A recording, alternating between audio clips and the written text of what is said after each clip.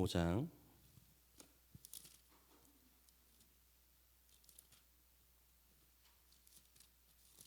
16절에서 18절입니다. 데살로니가전서 5장 16절에서 18절입니다.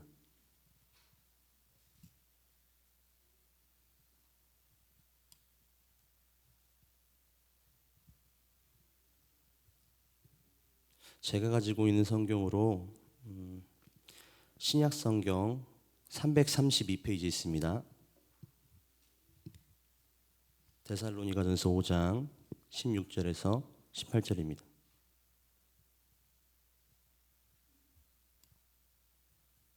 네, 다 찾으신 줄 알고 세 절밖에 안 되니까 함께 읽겠습니다.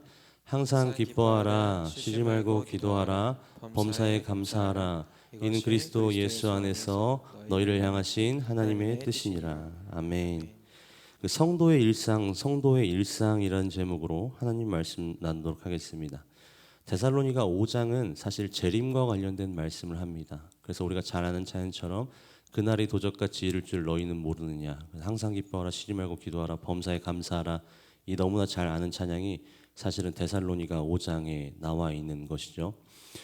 재림을 참 우리가 받아들일 때 그 재림의 특징이 있는데, 그 재림의 특징이 무엇이냐면 재방송이 없습니다.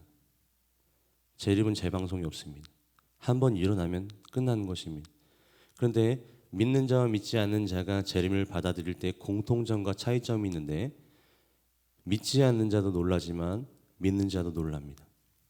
근데 믿지 않는 자는 그 재림 앞에 두렵고 벌벌 떨면서 죽음을 기다릴 수밖에 없고, 믿는 자는 깜짝 놀라지만 그 놀람이 마치 이벤트를 맞이한 여자의 마음처럼 신부로서 신랑 맞이하러 신발도 제대로 신지 않고 뛰쳐나가는 것이 믿는 사람의 특징입니다.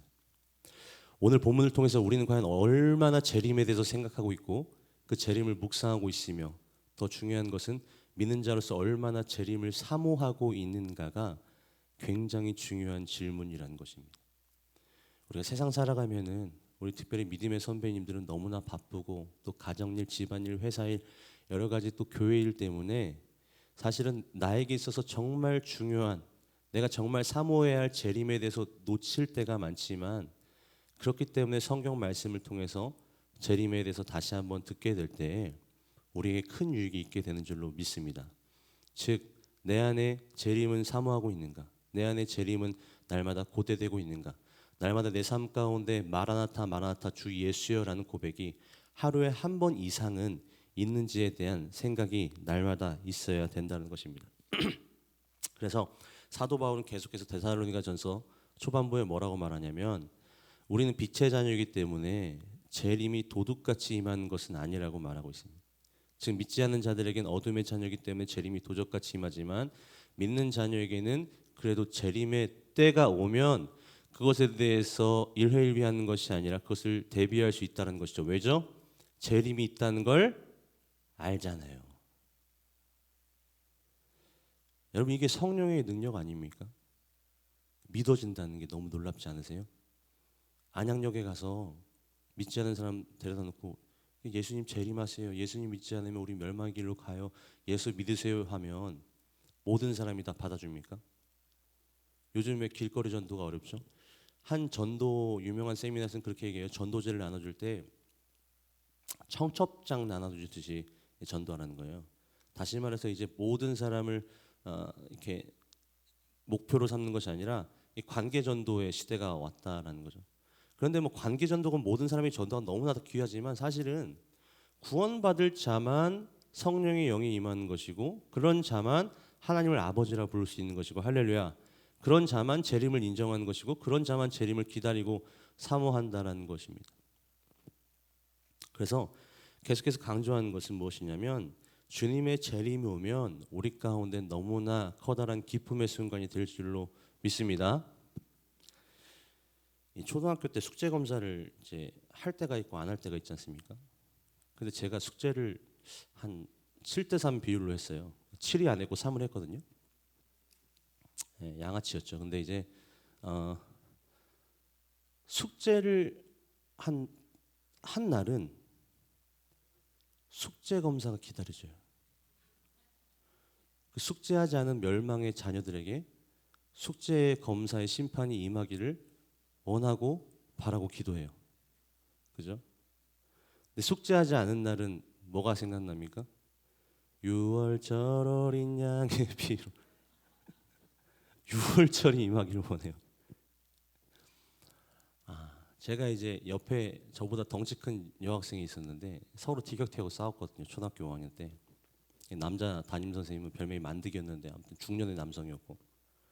그 아시다시피 뭐 우리 믿음의 선배님들 학교 때는 더 심했겠죠. 맨날 선생님들 화가 나 있고 먹이를 찾아 어스름대는 킬리만자로 표범처럼 누구를 팰까 고민하고 날라차기도 하고 그랬을 건데 저 때도 좀 심상치 않았거든요. 막 슬리퍼로 싸대기도 때리고 저 초등학교 때도 뺨 맞아 본 사람입니다. 그래서 제가 이상한 짓을 한 건 아니고 이 걸렸었을 때 도망쳤는데 젊은 선생님이 울면서 너 선생님을 뭘로 보는 거야 하면서 뺨을 때리더라고요. 그런데 저 때도 좀 요즘 시대와는 다르게 심했잖아요. 그러니까 얼마나 무섭겠어요. 그런데 그 선생님이 잘 때렸어요. 근데 이제 제가 옆에 있는 애가 너 일기 안 썼지? 일기 검사도 했거든요. 그래서 제가 거짓말했어요. 그때 예수님을 안 믿고 있었어가지고 거짓말을 했어요. 그래서 썼는데 이러니까 이제 옆에 있던 학생이 거짓말하지 마. 진짜 썼다고 하고 나서 이제 일기 안 쓴 사람 나와라고 했는데 전 나가지 않았어요. 근데 이 선생님이 약간 융통성이 그날 없었어요. 그러더니 일기를 받은 것과 이 내지 않는 사람의 차이가 난다는 거예요. 그러니까 일기를 받았는데 일기를 쓰지 않는 사람이 분명히 한 명 있을 거라는 거예요. 검사해 보니까. 그러면서 일기장을 구태여 낸 사람 이름을 하나하나 부르면서 일어서게 하는 거예요. 제가 얼마나 쫄렸을까요?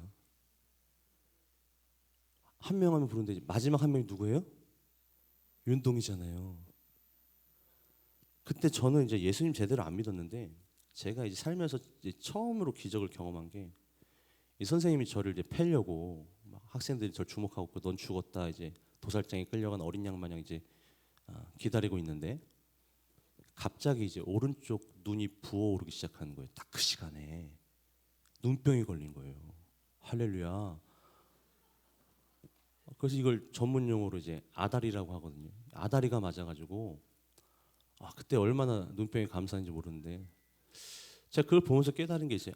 내가 준비하는 것과 준비하지 않는 것은 심판을 맞아들이는 자세가 다를 수가 있구나라는 것입니다.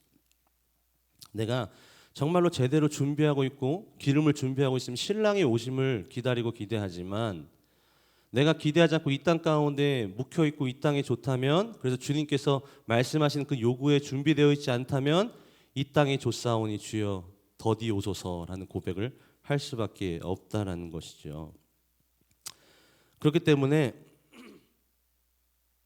재림 앞에서 예수를 믿지 않는 사람은 두렵고 벌벌 떨릴 것이지만 우리는 본향으로 향하는 길이 되는 줄로 믿습니다.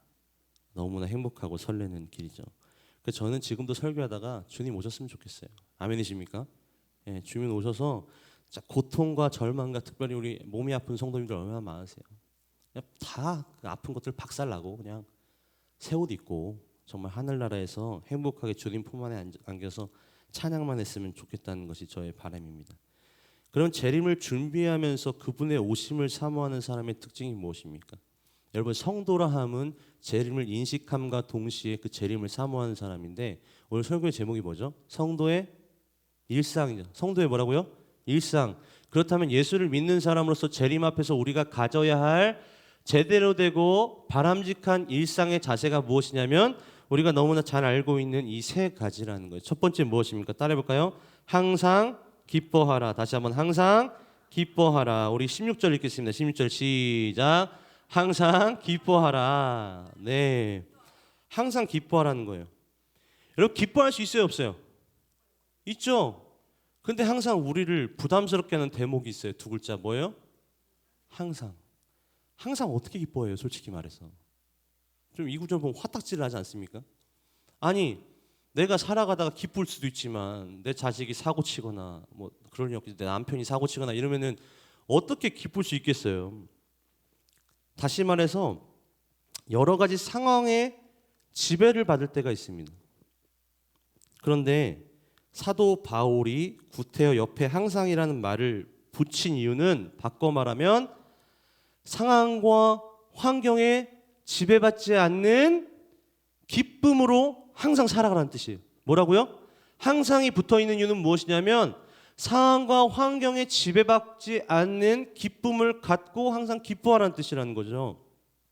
다시 말해서 제가 이 항상 기뻐하라는 말을 여러분 앞에 들려드렸을 때 속에서 어떻게 항상 기뻐할까라는 질문이 우리 안에 일어나는 분 계십니까? 그렇다면 그 질문이 내 안에 일어난다면 이것은 바꿔 말해서 내가 추구하고 있는 기쁨이 항상 기쁨을 주지 못하는 불완전한 것임을 우리는 인식해야 한다는 것입니다. 다시요. 항상 기뻐하십시오. 사도 바울이 분명히 얘기했는데 아니 말이 되냐? 어떻게 내가 항상 기뻐하냐라는 물음이 일어난다면 그 순간 내가 생각하는 보편적인 기쁨은 성경이 말하는 기쁨과 다른 기쁨을 추앙하고 있을 확률이 높다는 거예요. 자녀들에게 휴대폰 사줘 보셨죠? 처음에 어떻게 됩니까? 한 달? 한 달이 뭡니까? 일주일 동안 신주단지 모시듯이 금이야 오기야 하면서 막 이렇게 떠받들면서 다니죠. 일주일 후에 어떻게 합니까? 던집니다. 액정 깨져옵니다. 영원한 기쁨은 없다라는 것이죠. 제가 요즘에 매주 월요일마다 세미나를 다니거든요. 교회와 관련된 세미나를 다니는데 어디로 다니냐면 이 서울 압구정 아시죠?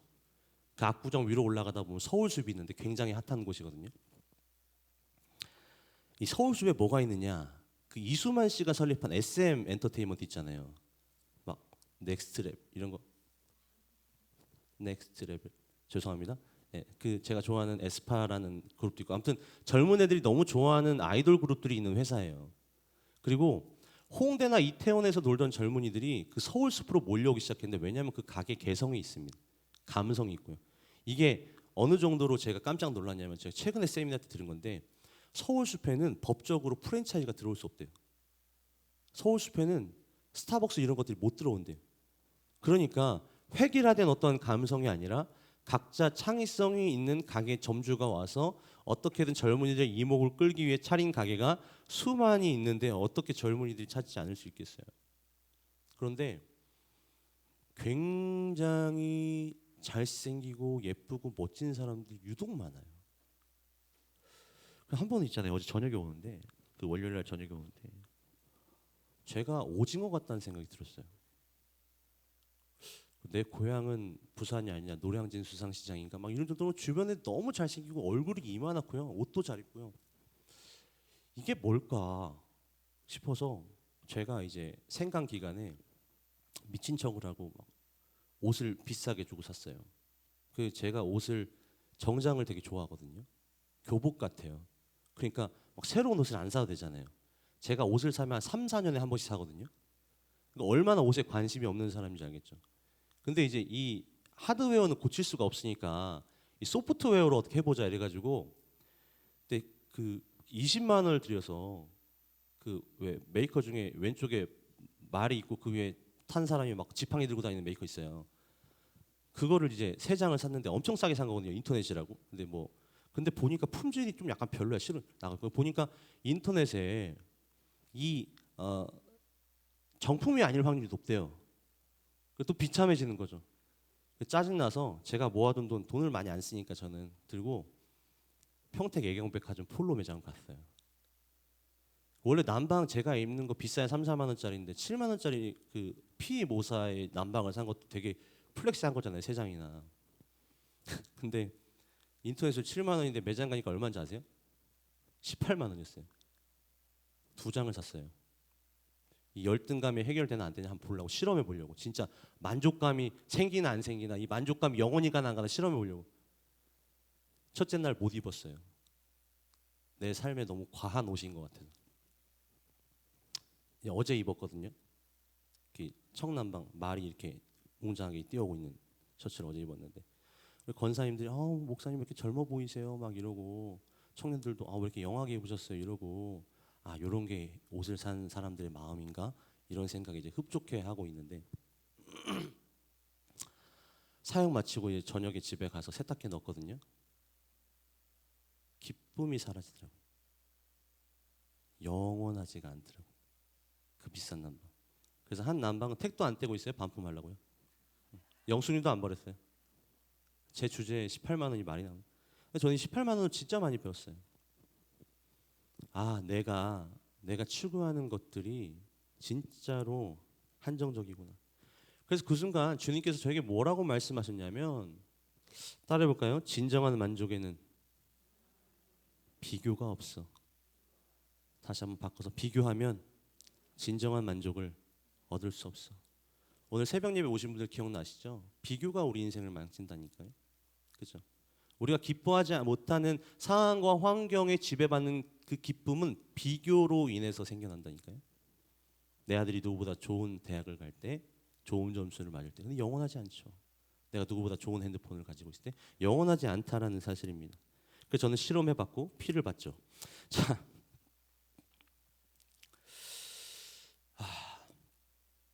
그때 깨달은 것이 무엇이냐면, 하나님이 없는 기쁨은, 하나님이 없는 만족은 모래 위에 세운 성과 같다는 생각을 갖게 됐어요. 금방 무너지더라고요. 제가 깨달은 게 무엇인지 아십니까? 진정한 만족의 상태, 상황과 환경에 지배받지 않는 항상 기뻐하는 상태가 무엇이냐면, 따라해볼까요? 진정한 기쁨, 진정한 만족의 상태는 내 안에 비교가 힘을 쓰지 못하는 상태다. 제가 만든 문장인데 너무 잘 만든 것 같아요. 진정한 만족, 진정한 사도 바울이 항상 기뻐하라는 상태는 뭐냐면, 내 안에 비교가 스멀스멀 올라오지 못하고 전혀 힘을 쓰지 못하는 상태라는 거예요. 다시 말해서 내가 하나님과 연결되어 있을 때에 그 비교가 사라지게 되고, 하나님과 연결되어 있을 때에 내가 상황과 환경을 뛰어넘는 기쁨을 올려드릴 수 있다는 것입니다. 왜 그렇습니까? 하나님은 상황과 환경에 휘둘리시는 분이 아니시기 때문이에요. 할렐루야. 전능하신 분이기 때문에. 그래서 오직 그분으로 인하여서 촉발된 기쁨만이 항상 기뻐할 수 있는 상황과 환경에 휘둘리지 않는 기쁨이 된다는 것입니다. 바라기는 여러분, 여러분들이 가지고 있는 좀 수준 낮은 기쁨 내려놓으시고 오직 주님 한 분만으로 만족하고 기뻐하시는 그 하박국의 고백이 수협에 나온 모든 분들의 고백이 되시길 주님의 이름으로 간곡히 부탁을 드립니다. 네, 그래서 여러분, C.S. 루이스 변증가가 뭐라고 말했습니까? 한번 띄워주시겠어요? 우리 같이 읽었으면 좋겠는데, 읽겠습니다. 시작. 만약에 인간이 어떤 것들을 추구해도 그것으로부터 만족할 수 없다면 인간은 다른 목적을 위해서 창조되었다는 것을 분명히 설명해주고 있는 것이다. 너무나 탁월한 시선이죠. 너무나 탁월한 시각이죠. 다시 한번 읽겠습니다. 시작. 만약에 인간이 어떤 것들을 추구해도 그것으로부터 만족할 수 없다면 인간은 다른 목적을 위해서 창조되었다는 것을 분명히 설명해주고 있는 것이다. 이해되시죠? 내가 아무리 만족하려고 해도 그것이 만족되지 않으면 우리의 목적은 그게 아니라는 거예요. C.S. 루이스의 변증에 의하면. 그러면 우리의 목적, 우리는 어떤 목적대로 창조되었는가? 우리 신앙의 유산, 우리 믿음의 선배님들의 유산인 웨스트민스터 소유리 문답 제1문, 너무나 잘하는 거죠. 화면 띄워주시겠어요? 자, 먼저 읽겠습니다. 사람이 제일 되는 목적이 무엇입니까? 답 읽겠습니다. 시작. 사람이 제일 되는 목적은 하나님을 영화롭게 하는 것과 그를 영원토록 즐거워하는 것입니다. 할렐루야. 하나님께 영광 올려드리는 것과 주님을 영원토록 즐거워하는 것이 우리의 유일한 기쁨이 된 줄로 믿습니다. 주님을 기뻐하는 거죠. 우리가 항상이란 단어 앞에 상황과 환경 속에 휘둘리지 않는, 이 땅이 잠시 잠깐 주는 녹아버리는 사탕 같은 기쁨이 아니라 진정한 기쁨은 하나님을 즐거워할 때, 그럼 어떻게 하면 하나님께 영광 올려드릴까라는 그 거룩한 질문이 내 안에 항상 있을 때만 가능하다라는 것이죠. 흔들리는 기쁨 가운데 계신 여러분, 하나님이 주시는 진정한 기쁨 가운데로 돌아오십시오. 그것이 저와 여러분들에게 세상이 줄 수 없는 평안을 주님께서 선사하실 것입니다. 자, 그래서 빌립보서 3장 1장 보면 이렇게 나와 있죠. 한번 읽겠습니다.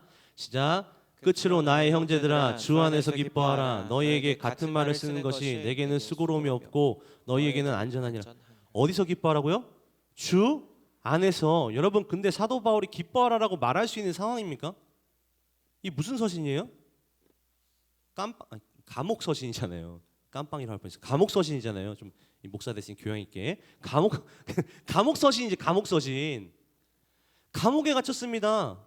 그래 기뻐하래요.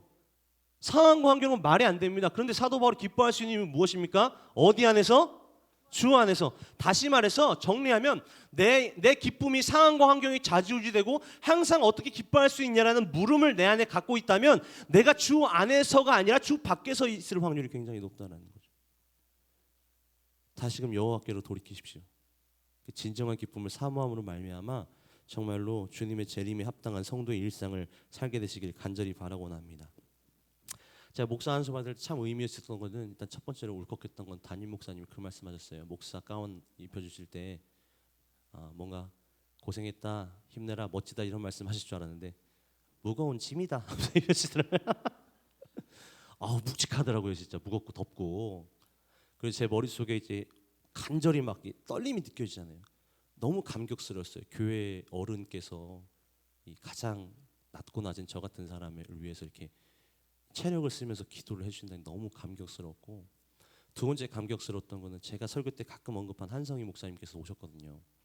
근데 저는 이분의 사진을 좀 띄워드리고 싶은데 왜 그러냐면 진짜 상황과 환경에 휘둘리지 않는 기쁨을 이 사진 한 장으로 좀 표현할 수 있어요. 이 CTS 이제 미라클 7000이라는 프로그램에 나왔는데 목사님의 왼쪽 눈을 자세히 보시면 부어 있습니다. 이게 왜 그러냐면 이 시골에 온갖 일들이 많겠어요, 그죠? 근데 한 성도가 이제 닭장인가 뭘 짓는다고 도와달라고 한 거예요. 그래서 이제 목사님이 고물 트럭을 들고 가가지고 이제 도와주는데 이 말벌집을 걷는 겁니다. 그래서 말벌이 눈을 쐈어요. 근데 이분이 뭐라고 말씀하시냐면 그 쏘인 순간에 하나님께서 좋은 벌침을 놔주셨다라고 해석을 합니다. 약 주셨다 눈을 뜨기도 힘든데. 그래서 그분이 이 프로를 보면 이런 말씀을 하세요. 고물 트럭의 시동이 꺼지고 벌에 쏘이고 그러면 이러면서까지 이렇게까지 해야 하나 싶은 마음이 있는데 그럴 때일수록 더 주님을 의지하게 되는 것 같아요. 결론은 더 좋아요. 이런 감사와 기쁨을 어떻게 마귀 자식이 건들 수 있겠습니까? 주의 일을 충성하는 데서부터 오는 그 기쁨 말이죠. 이것은 주님의 목적이고 주님의 일을 함과 동시에 주 안에서 기뻐할 수 있는 실력이 있기 때문에 항상 기뻐할 수 있는 거죠. 그래서 이분이 무슨 찬양하냐면 나의 등 뒤에서 나를 도우시는 주 천천히 길을 갈 땐 보이지 않아도. 그다음 가사 뭐죠? 잔잔한으로 하겠습니다. 잔잔한 미소로 바라보시며 나를 재촉하시네. 일어나 걸어라 내가 새 힘을 주리니. 일어나 너 걸어라 내 너를 도. 다시 한번 일어나 걸어라 내가 새 힘을 주리니. 일어나 너 걸어라 내 너를 도우리. 아멘. 그 주님이 저와 여러분 등 뒤에서 날마다 응원하고 계시는데, 항상 응원하고 계시는데, 항상 지지하고 계시는데, 항상 격려하고 계시는데, 항상 뒤에 있는 수많은 풍파를 그분의 등으로 막아주고 계시는데, 우리가 그분의 존재를 인식함과 동시에 그분께서 완전하게 이 땅 가운데 오실 것을 사모하면 어떻게 우리가 상황과 환경에 지배받는 어줍지 않은 기쁨에 우리의 인생을 걸 수 있겠단 말입니까? 할렐루야. 진정한 기쁨 가운데 항상 기뻐하시게 되시기를 주님의 이름으로 부탁을 드립니다. 자, 두 번째로 우리 말씀 한번 찾아보겠습니다. 5장 17절입니다. 17절 읽겠습니다. 시작. 쉬지 말고 기도하라. 왜 앞에 단어가 항상 부담을 줘요. 처음에는 항상이 나를 이렇게 작게 하더니 두 번째는 뭐가 우리를 작게 만들어요? 쉬지 말고 기도. 우리 그 기를 팍 죽이는 말씀도 있잖아요. 우리 무해일 형님은 뭐 기도하지 않는 기도를 쉬는 죄를 범하지 않겠다고 막 이러고.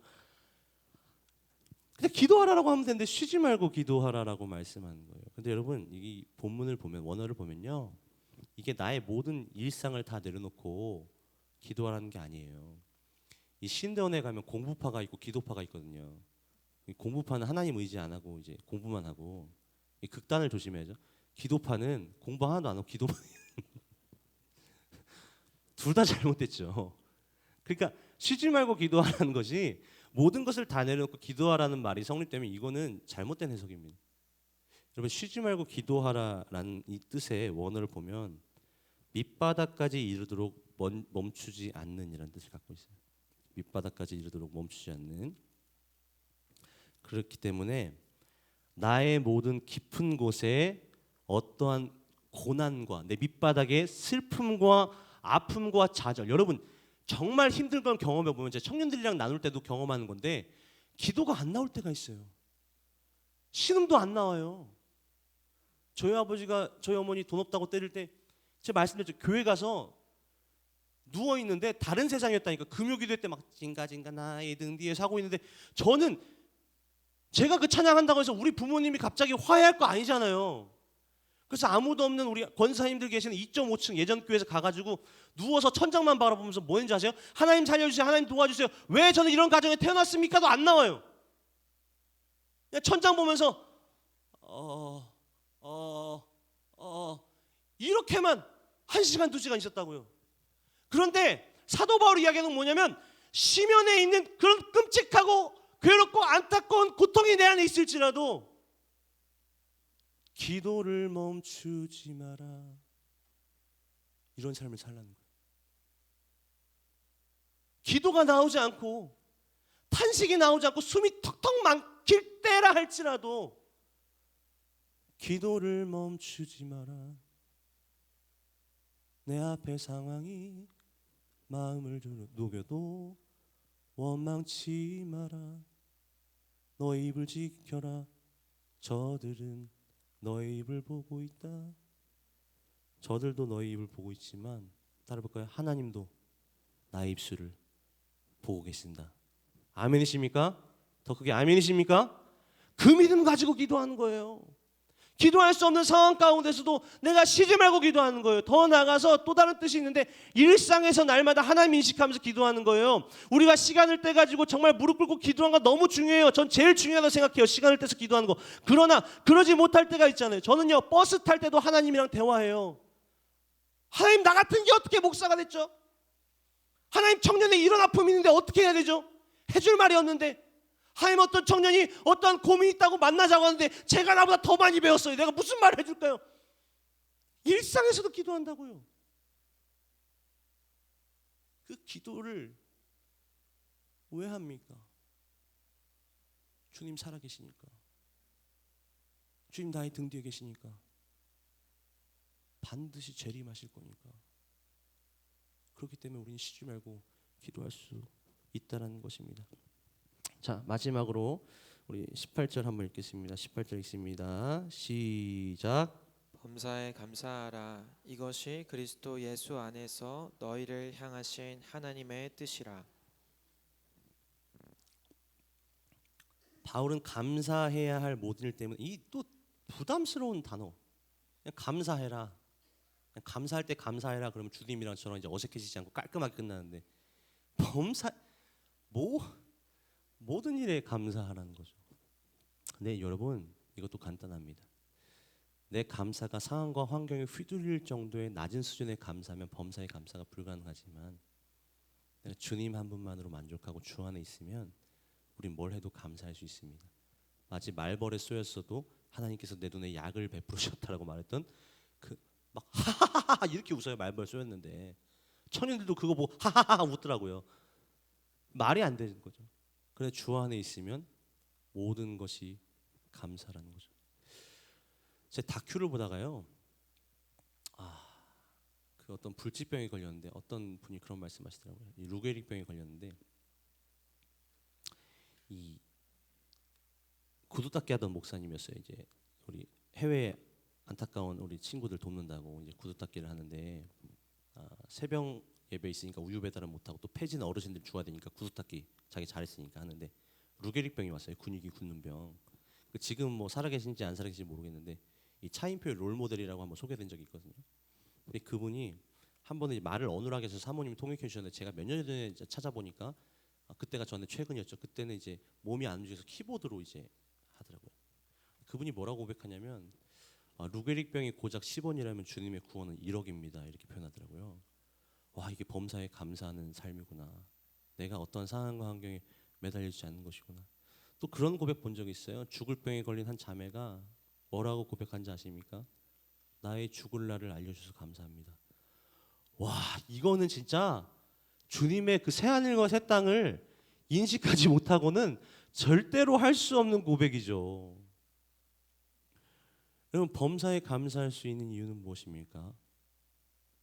주님께서 분명히 살아계시고 주님께서 오실 것이고 결국 우리는 절망이 아니라 새하늘과 새 땅 가운데 가게 되는 것이기 때문인 줄로 믿으시기를 축원합니다. 그래서 여러분, 호스피스 전문가나 또 많은 분들이 말씀하시는 게 뭐냐면 사람이 사망을 했을 때 그 시신을 보면 예수 믿는지 안 믿는지가 나온다잖아요. 예수 믿지 않는 사람도 어떻게 합니까? 어떻게든 하루 더 살려고 두렵고 벌벌 떨면서 돌아가시는 분들이 많잖아요. 근데 예수님 믿는 사람은 적어도 제대로 믿었다면 평안하다는 거죠.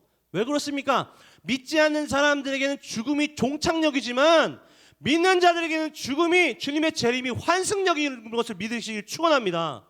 환승역인 거예요. 어디로요? 저 높은 곳을 향하여 날마다 나아갑니다. 제가 제일 좋아하는 찬송가. 금요기도 때 하고 싶은데 장례식처럼 오인할까 못 하고 있는 찬송. 내 주여 내 말 들으사 그곳에 있게 하소서. 그곳은 빛과 사랑이 언제나 넘치옵니다. 지금도 가슴이 너무 따뜻해지는 것 같아요.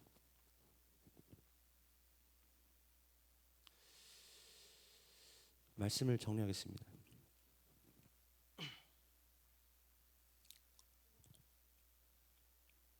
제가 제 어렸을 때 진짜로 이해되지 않는 단어가 하나 있었는데 그게 무슨 단어냐면 금지였어요. 금지. 왜냐하면 이제 아버지가 항상 주차 금지에 차를 대셨거든요. 그 제가 어렸을 때 배운 건 금지는 안 된다는 거라는 거예요. 근데 저희가 어렸을 때 유치원 때인가 초등학교 때 아버지 금지는 하면 안 되는 거 아니야? 그러니까 아버지가 괜찮아 돼 이러니까 저 혼란스러운 거죠. 이게 뭐지? 금지라는 단어가 어떨 때는 허용함이 있는 건가? 참 많이 힘들었었어요. 자녀는 부모의 거울이라고 하잖아요, 그죠? 제가 잊지 못할 제 고신대 기독교 교육과 나왔는데 그 심리학 교수님이 그런 말씀하시더라고요. 아버지가 자녀에게 줄 수 있는 최고의 선물이 뭔지 아냐라고 물어보시더라고요. 뭘 것 같아요? 혹시 아시는 분? 네, 그래서 제가 여기 있는 거죠. 물론 이제 주관적이긴 하지만 이건 좀 감격스러워서 다 같이 따라했으면 좋겠어요. 아버지가 자녀에게 줄 수 있는 최고의 선물은 따라해볼까요?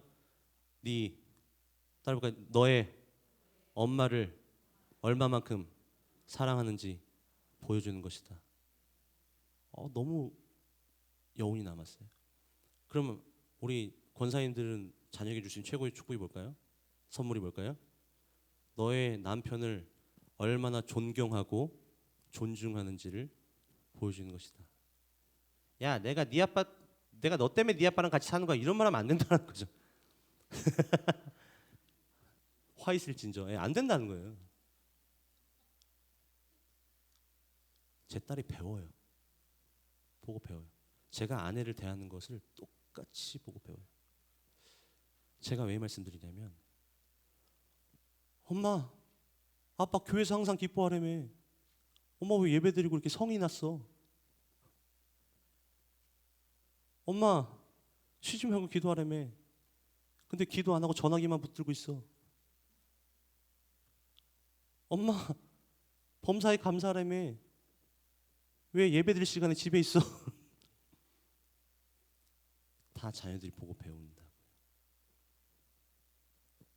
사랑하는 성도 여러분, 성도의 일상을 통해서 항상 기뻐하고 쉬지 말고 기도하고 범사에 감사함을 통해서 여러분들의 자녀 손도 주님의 재림을 사모하게 된 역사가 있게 되시길 주님의 이름으로 축원합니다.